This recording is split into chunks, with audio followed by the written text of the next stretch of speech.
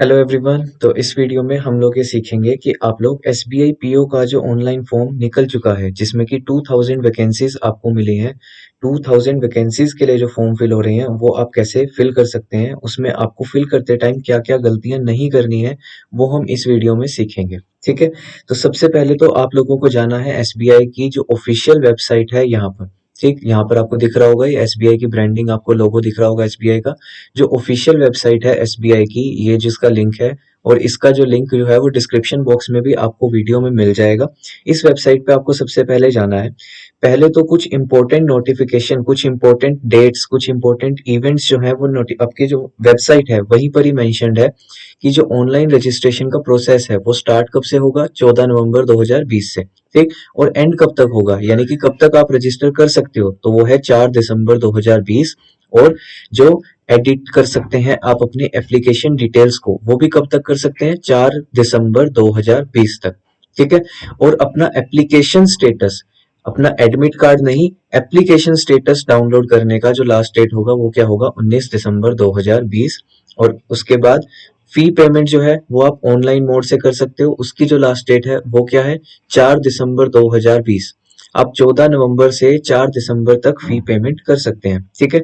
तो यहाँ पे सबसे पहले तो आपको ये ऑप्शन दिख रहा होगा, login for already registered candidate. ये सिर्फ उनके लिए है जो ऑलरेडी रजिस्टर कर चुके हैं। लेकिन अगर आप पहली बार इस वेबसाइट को खोल रहे हैं या फिर अभी पेपर के लिए अप्लाई करने आए हैं, तो आपको यहाँ पर ये जो ऊपर नजर आ रहा है click here for new registration, इस पर आपको क्लिक करना है। जैसे ही आप इस पे क्लिक करेंगे आपके सामने नेक्स्ट विंडो जो है वो ओपन हो जाएगी, जिसमें आपको ये दिख रहा है फर्स्ट स्टेप आपका जो है वो है बेसिक इन्फो। इसमें आपको अपने बारे में बेसिक इन्फो कुछ प्रोवाइड करनी है, जैसे कि इधर आपको सबसे पहले लिखना है फर्स्ट नेम। अपना फर्स्ट नेम आपका जो भी होगा वो यहाँ पे आपने लिख देना है, जो भी आपका फर्स्ट नेम है वो यहाँ पे आपने फिल कर देना है। And then confirm first name. आपने एक बात ध्यान रखनी है, जिन भी फील्ड के आगे ये जो स्टार बना हुआ है, जो स्टार है, ये सारी फील्ड्स क्या है, मैंडेटरी फील्ड है, जैसे यहाँ पर मेंशन है star marked fields are mandatory, मतलब इनको आप ब्लैंक नहीं छोड़ सकते। अगर आप सोचो कि ये कंफर्म फर्स्ट नेम मैं खाली छोड़ देता हूँ, यहाँ पे कुछ नहीं लिखता हूँ, तो ये फॉर्म जो है वो एक्सेप्ट नहीं होगा, नेक्स्ट स्टेप में जाके एरर शो करेगा यहाँ पर। ठीक है। तो इसलिए जितने भी फील्ड्स पर ये स्टार मार्क है रेड कलर से, इनको आपने फिल करना ही करना है। यानी कि नाम अपना आपने 2 बार लिख देना है। And then middle name necessary नहीं है, स्टार मार्क नहीं है, आप चाहो तो भर सकते हो, नहीं तो खाली भी छोड़ सकते हो। लास्ट नेम भी सेम, अगर आप चाहो तो भर सकते हो और आप चाहो तो इसको खाली भी छोड़ सकते हो। डन। उसके बाद अगर आप अपना लास्ट नेम कुछ यहाँ पे लिखोगे, जो भी कुछ आप यहाँ पे लिखोगे, तो आपका पूरा नाम जो है वो यहाँ पर अपने आप ही ऑटोमेटिकली शो हो जाएगा। डन।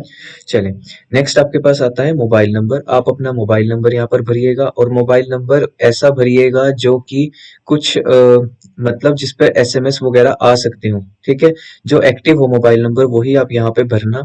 ऐसा इसलिए क्योंकि जो मोबाइल नंबर है उस पर बाद में जाकर आपको आपका रजिस्ट्रेशन नंबर और पासवर्ड, दोनों चीजें आपको मोबाइल नंबर पर एसएमएस भी आएंगी और ईमेल आईडी पे भी आएंगी।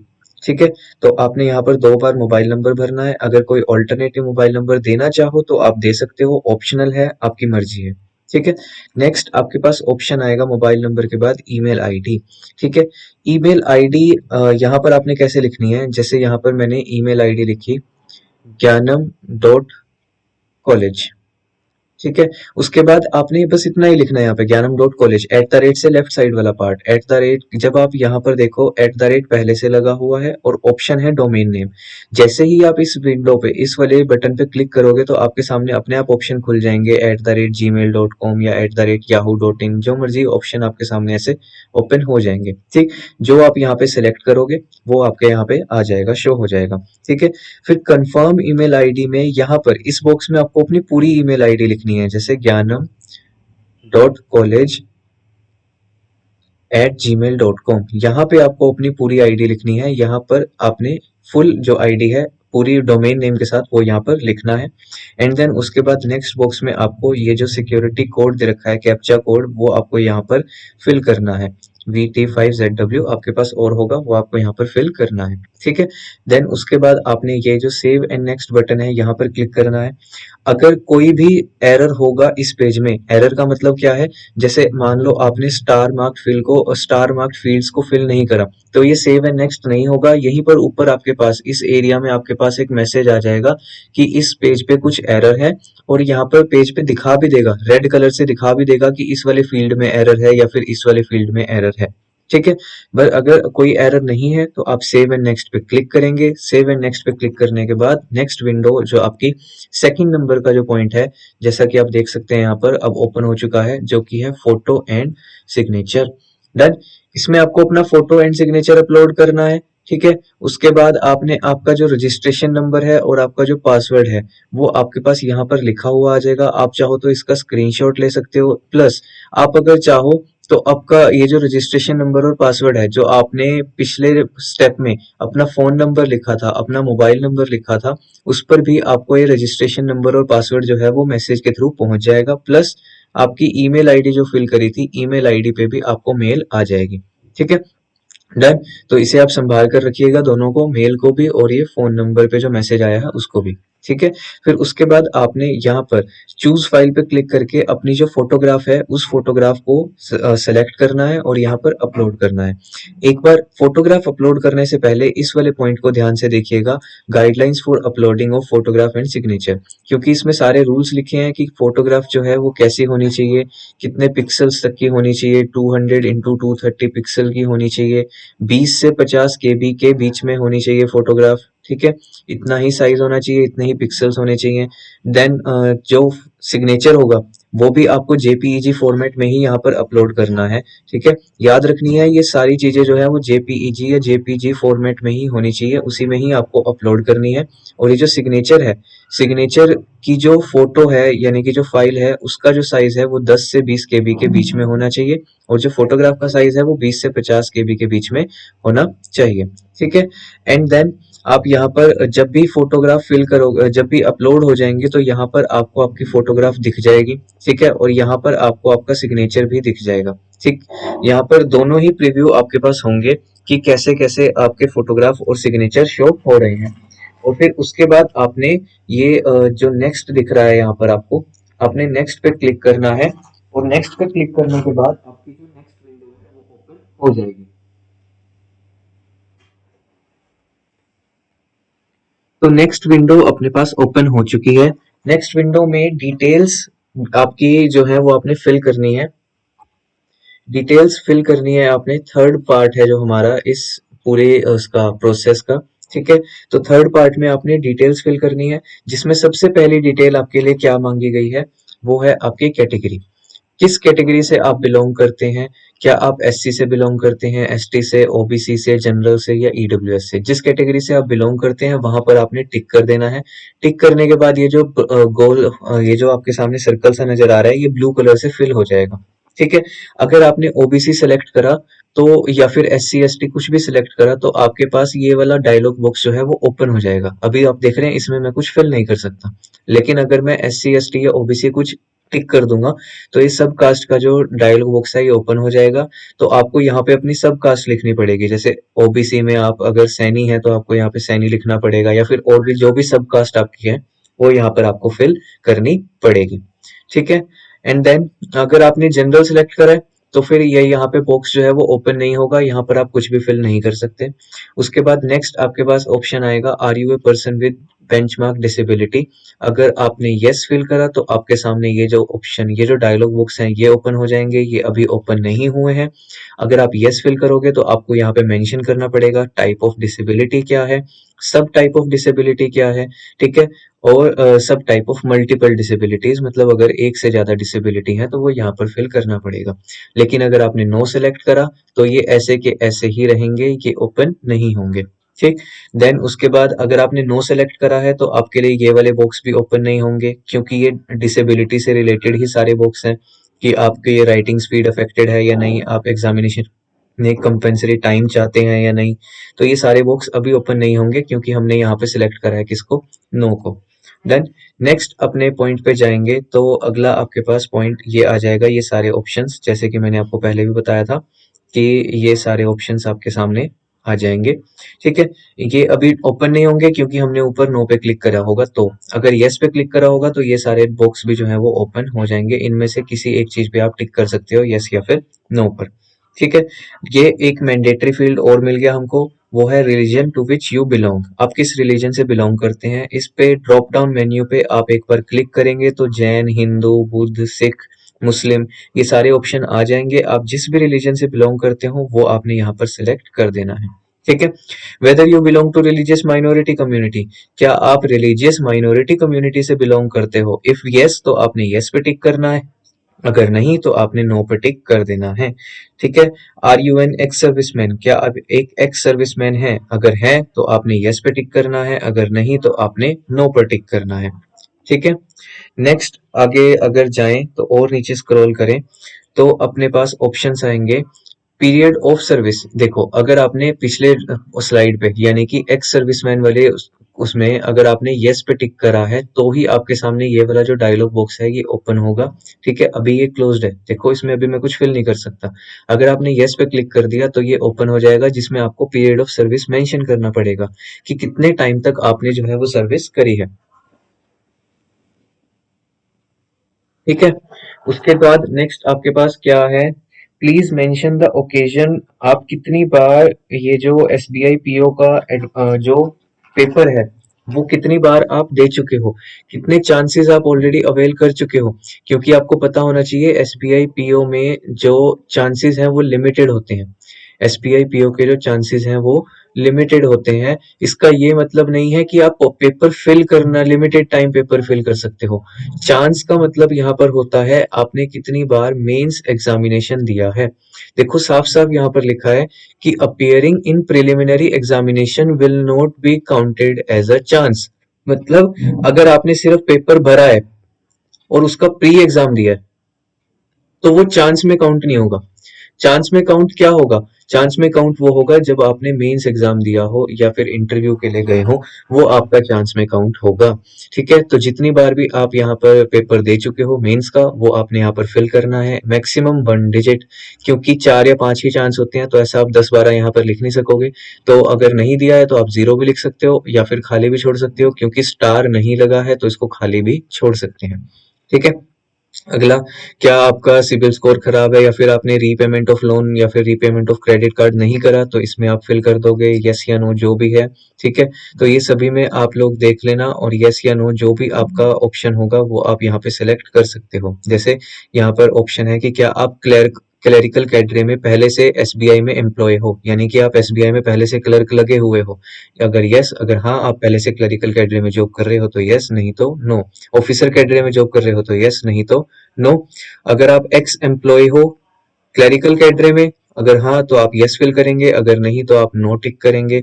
अगर आप ऑफिसर कैडरे में एक्स एम्प्लॉय रह चुके हो तो यस के लिए यस और नो के लिए नो। ठीक है, पैन नंबर मैंडेटरी नहीं है, आप चाहो तो फिल कर सकते हो, ऑप्शनल फील्ड है। लेकिन नीचे जो नेशनैलिटी है ये मैंडेटरी है और पहले से ही फील्ड है इंडियन। इसका मतलब साफ है कि अगर कोई इंडिया से बाहर का पर्सन है तो वो ये वाला एग्जाम नहीं दे सकता। State UT to which centre of exam belongs, मतलब आप किस स्टेट से ये वाला जो प्रीलिम्स एग्जाम है वो देना चाहते हैं। यहाँ पर आप सिलेक्ट करेंगे तो सभी स्टेट का और सभी यूटी का आपके सामने ऑप्शन आ जाएगा। जैसे मैंने मान लो यहाँ पर पंजाब पे टिक करा, तो जैसे ही मैं पंजाब पे टिक करूंगा ये वाले डायलॉग बॉक्स में अपने आप 37 लिखा हुआ आ जाएगा। ये वेबसाइट अपने आप पिक करेगी स्टेट कोड। ठीक है, सेंटर ऑफ एग्जामिनेशन यहाँ पर क्या है, सेंटर ऑफ एग्जामिनेशन आपको यहाँ पर सिलेक्ट करना होगा। ठीक है, सेंटर ऑफ एग्जामिनेशन जैसे पंजाब में भी कितने सारे ही सेंटर बनेंगे तो आपको कोई एक सेंटर सेलेक्ट करना है जहां पे आप एग्जामिनेशन देना चाहते हैं। ठीक है, नेक्स्ट आपके पास जैसे प्रिलिमिनरी एग्जाम का भरा सेम वैसे ही आपने मेंस एग्जाम के लिए भी वैल्यूज सेलेक्ट करनी है कि कौन से स्टेट के लिए आप देना चाहते हैं। स्टेट कोड अपने आप लिखा हुआ आ जाएगा, हर एक स्टेट का अलग अलग कोड होगा। सेंटर ऑफ एग्जामिनेशन आपको खुद फिल करना पड़ेगा कि खुद फिल नहीं मतलब खुद सेलेक्ट करना पड़ेगा। ठीक है, and then date of birth आपको लिखनी है, डेट 10 मंथ अक्टूबर और ईयर 1996 ऐसे आप लिखोगे तो यहाँ पर अपने आप ही जो एज है वो काउंट होके आ जाएगी। ठीक है, जैसे यहाँ पे जहाँ पे नोट लिखा हुआ है ना, नोट के साथ में आपके सामने लिखा हुआ आ जाएगा कि एज आपकी कितनी है। जैसे एज ऐसे लिखा हुआ आ जाएगा एज 23 एज ऑन 1/04/12, मतलब कि एक तारीख चौथा महीना 2000 सॉरी 2020, 12 नहीं 2020 तक आपकी एज कितनी है वो यहाँ पर लिखी हुई आ जाएगी। ऐसे मतलब कोई एक पर्टिकुलर डेट की एज आपकी लिखी हुई आ जाएगी, जो डेट नोटिफिकेशन में मेंशन होगी वो। फिर आपने जेंडर पे टिक करना है एंड देन मैरिटल स्टेटस पे टिक करना है। फादर्स नेम मैंडेटरी है, आपको भरना ही पड़ेगा। Father's first name father's last name भर देंगे। मदर्स नेम भी मैंडेटरी है, mother's first name mother's last name भर देंगे। एंड देन इफ मैरिड, अगर आपने यहाँ पे मैरिड पे सिलेक्ट करा है तो आप इनको भी फिल कर सकते हैं, spouse first name spouse middle name, और नहीं तो नहीं कर सकते। ठीक है, फिर उसके बाद आपका मेन जो काम होगा वो होगा एड्रेस फिल करना। एड्रेस को बड़े ढंग से फिल किया करें, क्योंकि आपके जो आधार कार्ड या फिर जो भी आप आइडेंटिफिकेशन के लिए यूज करेंगे वहां पर एग्जामिनेशन सेंटर में, वहां पे से मैच करता हुआ एड्रेस आप रखें तो आपके लिए ज्यादा जरूरी होगा। ठीक है, अच्छी बात होगी वो। एड्रेस लाइन आप भर सकते हैं, डिस्ट्रिक्ट भरें, स्टेट भरें और लास्ट में पिन कोड भरें। अगर कोरिस्पोंडेंट एड्रेस आप ऊपर गिवन एड्रेस से सेम रखना चाहते हैं तो आप यहाँ पर टिक कर देंगे, तो आपको ये वाले फिल करने की जरूरत नहीं पड़ेगी, ये ऑटोमेटिकली फिल हो जाएंगे अपने आप। जो आपने ऊपर यहाँ पर इन फील्ड्स में जो भी आपने भरा होगा, अगर आप इस बॉक्स को टिक कर देते हो तो ये ऑटोमेटिकली ही इन बॉक्स में फिल हो जाएगा। देन नेक्स्ट आपके पास आएगा choose address for GST invoicing. GST invoicing के लिए एक एड्रेस चूज करो। जैसे ही आप सेलेक्ट पे क्लिक करोगे तो आपके सामने ऐसे दो ऑप्शन आ जाएंगे, कम्युनिकेशन एड्रेस या परमानेंट एड्रेस। आप इनमें से कोई एक सेलेक्ट कर सकते हो, जो भी आपका होगा। फिर उसके बाद आपको क्लिक करना है वैलिडेट योर डिटेल्स पे। वैलिडेट योर डिटेल्स पे क्लिक करने के बाद अगर तो पेज में कोई भी एरर होगा तो आपको यहाँ पर लिखा हुआ आ जाएगा, ऐसे डायलॉग बॉक्स ओपन हो जाएगा कि दिस पेज कंटेन्स एरर, और वो एरर जो है उस पे रेड कलर का मार्क भी आ जाएगा। अगर कोई भी एरर नहीं है तो यहाँ पर आप सेव एंड नेक्स्ट पे क्लिक करेंगे। सेव एंड नेक्स्ट पे क्लिक करने के बाद नेक्स्ट जो आपका डिटेल्स का पेज है वो ओपन हो जाएगा, जिसमें आपको अपनी क्वालिफिकेशन डिटेल्स जो है वो फिल करनी है। ठीक है, तो क्वालिफिकेशन डिटेल्स यहाँ पर आपको दिख रहा होगा ऑप्शन, ये क्वालिफिकेशन डिटेल्स आपको यहाँ पर फिल करनी है, जिसमें सबसे पहला आपका ऑप्शन आएगा ग्रेजुएशन का। देखो आपको पता है एसबीआई पीयू का एग्जाम वही दे सकते हैं जो कि पहले से ग्रेजुएट हों या फिर अभी ग्रेजुएशन कर रहे हों, तो इसलिए यहाँ पर दो ऑप्शन है, या तो अपीयर्ड है या फिर पास्ट है। अपीयर्ड का मतलब आपने पेपर दे दिए हैं लेकिन आप रिजल्ट की इंतजार कर रहे हो, तो आप इस पे टिक करोगे। अगर आप अपीयर्ड पे टिक करोगे तो ये वाले जो भी वो हैं सारे डिसेबल हो जाएंगे, मतलब इसमें आपको कुछ भी नहीं लिखना है, percentage, date of passing, percentage of marks वगैरह ये आपको नहीं लिखना है। लेकिन अगर आपने टिक करा पास्ट पे तो आपको यहाँ पर से अपनी डिग्री सेलेक्ट करनी पड़ेगी, आर्ट्स, साइंस, कॉमर्स, इंजीनियरिंग, इनमें से जो भी आपकी डिग्री होगी वो आपको यहाँ पे सिलेक्ट करनी पड़ेगी। नेम ऑफ इंस्टीट्यूशन सेलेक्ट करना पड़ेगा। अच्छा, जैसे आप नेम ऑफ इंस्टीट्यूशन लिखने जाओगे तो आप यहाँ पर कुछ जैसे ही वर्ड्स लिखोगे तो आपके सामने नीचे ऑप्शंस आ जाएंगे। अगर आपको ऑप्शंस में अपना कॉलेज या अपना इंस्टीट्यूट नहीं दिखता है तो घबराने की जरूरत नहीं है, क्योंकि ये जो भी है वो आपने मैन्युअली फिल करने हैं। ऑप्शंस में सिर्फ जो मोस्ट पॉपुलर नेम्स होते हैं ना वही आपको शो होंगे, जरूरी नहीं है कि आपका कॉलेज भी ऑप्शन में शो हो। अगर नहीं भी होता है तो आप यहाँ पर फिल करके प्रोसीड कर सकते हैं। फिर प्लेस ऑफ इंस्टीट्यूशन आपको लिखना है, जैसे मैंने लिखा है यहाँ पर Chandigarh. Then date of passing आपको यहाँ पर लिखनी है। उसके बाद आपको लिखना है ईयर और परसेंटेज ऑफ मार्क्स, कितने परसेंटेज मार्क्स आपके आए हैं। एंड देन आपने सेलेक्ट करनी है ग्रेड। 70% का मेरा बनता है फर्स्ट ग्रेड, तो मैं यहाँ पर फर्स्ट लिखूंगा। आपका जो भी ग्रेड बनता हो वो आप यहाँ पर लिख सकते हैं। उसके बाद अगर पोस्ट ग्रेजुएशन करी हुई है तो वो सिलेक्ट कर सकते हैं। अगर कोई प्रोफेशनल क्वालिफिकेशन है तो यहाँ पर आप फिल कर सकते हैं। ठीक है, नेक्स्ट आपके पास ऑप्शन आएगा whether desirous of taking pre exam training, क्या आप प्री एग्जाम ट्रेनिंग के लिए डिजायरेबल हैं। देखो अभी यहाँ पर आप टिक नहीं कर सकते, क्यों, क्योंकि हमने जो बिल्कुल बेसिक डिटेल्स थी उसमें जो कैटेगरी थी वो हमने सिलेक्ट करी थी जनरल, और ये जो ऑप्शन है, ये वाला जो ऑप्शन है वो जनरल वाली कैटेगरी के लिए नहीं है, ये सिर्फ और सिर्फ SC ST या फिर रिलीजियस माइनॉरिटी कम्युनिटी जो है उनके लिए ही अवेलेबल होगा। ठीक है, state UT to which training centre belong, मतलब ट्रेनिंग आप किस स्टेट से या फिर किस यूटी में किस इंस्टीट्यूट में आप ट्रेनिंग लेना चाहते हैं वो आपको यहाँ पर फिल करना होगा। नेक्स्ट आपके पास ऑप्शन आएगा लैंग्वेजेस नोन, यहाँ पर आपको फिल करनी है कोई भी एक लैंग्वेज आप वो जो मैंडेटरी है वो आप यहाँ पर फिल कर सकते हैं। आप चाहो तो यहाँ पर भी फिल कर सकते हो कुछ भी, लेकिन कम से कम एक जिस पे ये स्टार लगा हुआ है वो तो आपको लिखना ही पड़ेगा। तो मैं यहाँ पर तीनों लिख देता हूँ, हिंदी, पंजाबी, इंग्लिश, कि मैं ये लैंग्वेजेस को जानता हूँ। और उसके बाद उन लैंग्वेज को आप क्या रीड कर सकते हैं, राइट कर सकते हैं या स्पीक कर सकते हैं, तो उस पे भी आपको टिक करना होगा। ठीक है।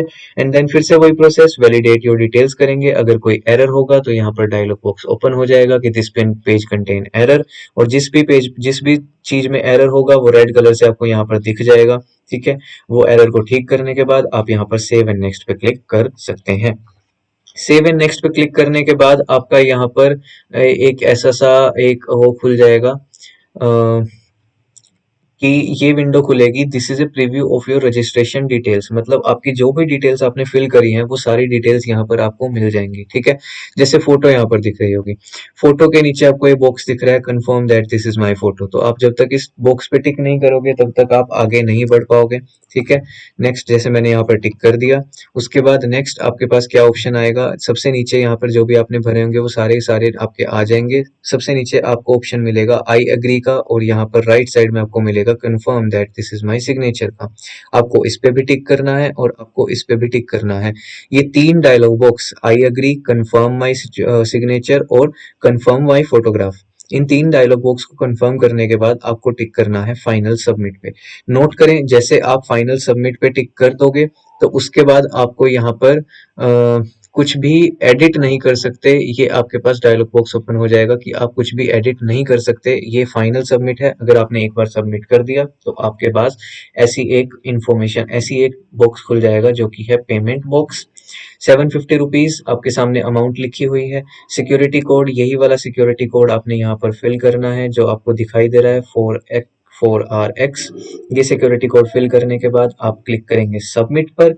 सबमिट पर क्लिक करने के बाद आपके सामने ये ऑप्शंस आ जाएंगे कि आपने कैसे पे करना है। अगर आप क्रेडिट कार्ड से पे करना चाहते हैं तो वो सिलेक्ट कर सकते हैं, डेबिट कार्ड, या फिर जैसे भी आप चाहें, QR या UPI, जैसे भी आप चाहें वैसे आप पे कर सकते हैं। ठीक है।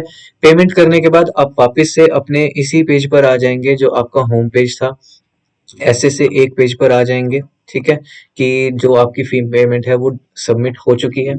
उसके बाद आपने क्या करना है, आपने जो सबसे ऊपर टॉप राइट कॉर्नर पे आपको एक बॉक्स दिखेगा लॉग आउट का, आप लॉग आउट पे क्लिक करेंगे। ठीक है। लॉग आउट पे क्लिक करने के बाद आपके सामने फिर से ऐसा सा एक पेज ओपन हो जाएगा जो सबसे पहला पेज होगा। ठीक। अब इसमें आपको अपना रजिस्ट्रेशन नंबर भरना है, जो आपके मोबाइल नंबर पर मैसेज गया था और ईमेल आईडी पर मैसेज गया था, और पासवर्ड भरना है जो आपके मोबाइल नंबर और ईमेल आईडी पर गया था। एंड देन ये वाला सिक्योरिटी कोड आपको भरना है लॉग आउट करने के बाद। ये स्टेप जरूरी है। लॉग आउट करने के बाद दोबारा से जब आप लॉगिन पे क्लिक करोगे तब आपके पास ऑप्शन आएगा ये कि click here to print your application. उस ऑप्शन पे क्लिक करने के बाद आप अपना जो एप्लीकेशन स्टेटस है वो प्रिंट कर सकते हैं और उसको अपने फर्दर अपनी इंफॉर्मेशंस के लिए अपने पास संभाल के रख सकते हैं। ठीक है। तो इस वीडियो में हमने सीखा कि आपको SBI PO का जो ऑनलाइन फॉर्म फिल करना है वो आपने कैसे करना है। ऐसे ही हर एग्जाम के लिए हम आपके लिए ऑनलाइन फॉर्म कैसे फिल करना है वो लेकर आते रहेंगे। ठीक है। उम्मीद करता हूँ ये वीडियो आपके लिए एक काफी हेल्पफुल रहेगी और आप बिना किसी मिस्टेक के अपना जो SBI PO का ऑनलाइन फॉर्म है वो फिल कर लेंगे और एग्जाम के लिए भी तैयारी करेंगे। एग्जाम के लिए तैयारी आप जमकर करना, क्योंकि बहुत कम दिन का टाइम आपके पास बचा है, ऑलमोस्ट 44 to 45 डेज का टाइम ही आपके पास बचा है। ठीक है। आप चाहें तो अपना कोई भी एक कोर्स, जो किसी भी आप कोर्स को परचेज कर सकते हैं जिससे कि आपकी तैयारी जो है वो और अच्छे से हो जाए। ज्ञानम ऐप डाउनलोड करना ना भूलें। ज्ञानम ऐप पे आपको डेली के फ्री करंट अफेयर्स मिलेंगे, डेली के फ्री टेस्ट मिलेंगे, डेली फ्री करंट अफेयर या फिर daily free quiz. Free quiz आपके लिए बहुत ज्यादा जरूरी रहेंगे, क्योंकि आपने ये जो पेपर देना है इस पेपर में सारा खेल ही स्पीड का है। अगर आप स्पीड इंप्रूव नहीं करोगे तो आप एग्जाम में कहीं ना कहीं पीछे रह जाओगे। ठीक है। चलें, तो आज की वीडियो में बस इतना ही। आपको ज्ञानम की तरफ से सभी को ऑल द बेस्ट अपने एग्जाम्स के लिए। ठीक है। आप अपडेटेड रहना चाहते हैं अगर एग्जाम्स के रिगार्डिंग या गवर्नमेंट जॉब के रिगार्डिंग, तो आप हमें फॉलो कर सकते हैं इंस्टाग्राम पर, टेलीग्राम पर या फिर यूट्यूब पर भी। ओके जी, बाय बाय, टेक केयर।